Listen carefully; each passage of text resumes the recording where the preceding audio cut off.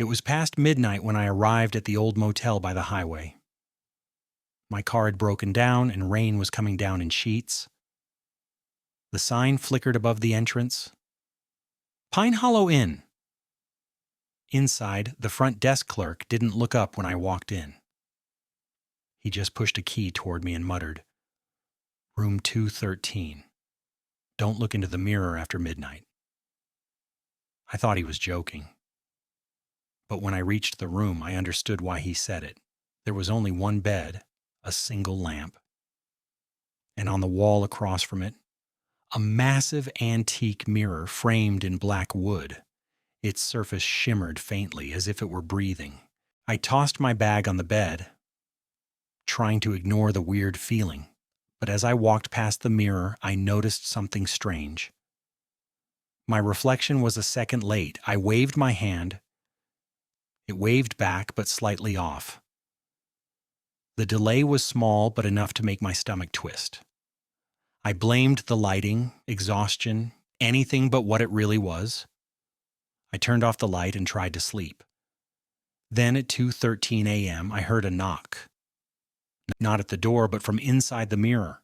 The sound came again, tap, tap, tap, soft but deliberate. I sat up, heart pounding. The room was dark, but the mirror gleamed faintly. Then I saw it.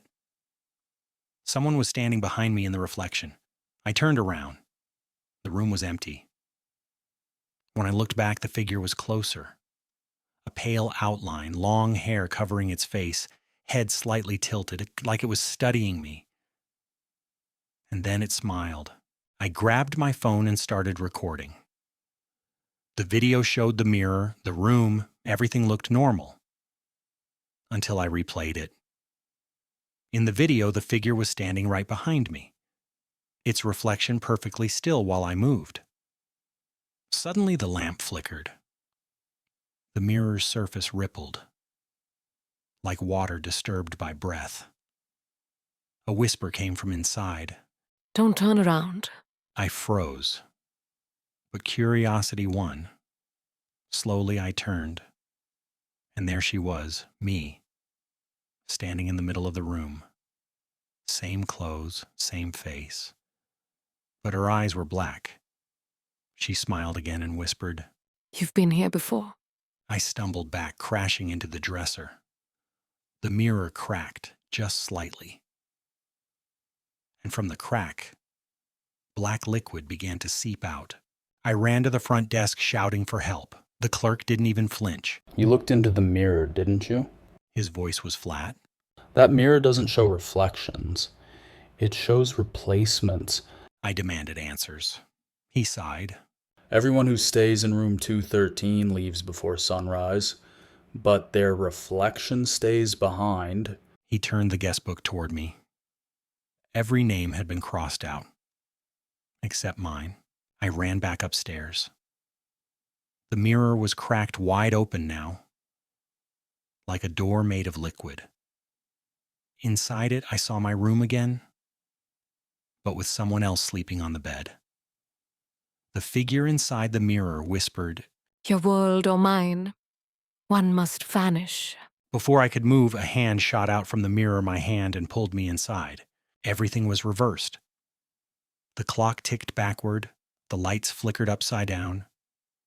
Through the glass, I could see my real self, now sitting on the bed, rubbing her eyes as if just waking up. She stood, looked into the mirror and smiled. That same smile I saw earlier. She whispered, "Goodbye." and then she turned off the light. The next morning, the clerk checked his list again. Room 213 was empty. But on the mirror's surface, faint fingerprints pressed against the inside of the glass. That night, a new traveler arrived. The clerk handed him the key. Room 213, He said and paused. Don't look into the mirror after midnight. In another place, the mirrored world, I wake up to the sound of rain against the glass. The mirror in front of me shows the motel room, but now I'm the reflection. I scream, but no sound escapes. Only the whisper from beyond reaches me. Your turn to wait for the next one. The screen fades to black. The sound of 3 soft taps echoes. Tap, tap, tap.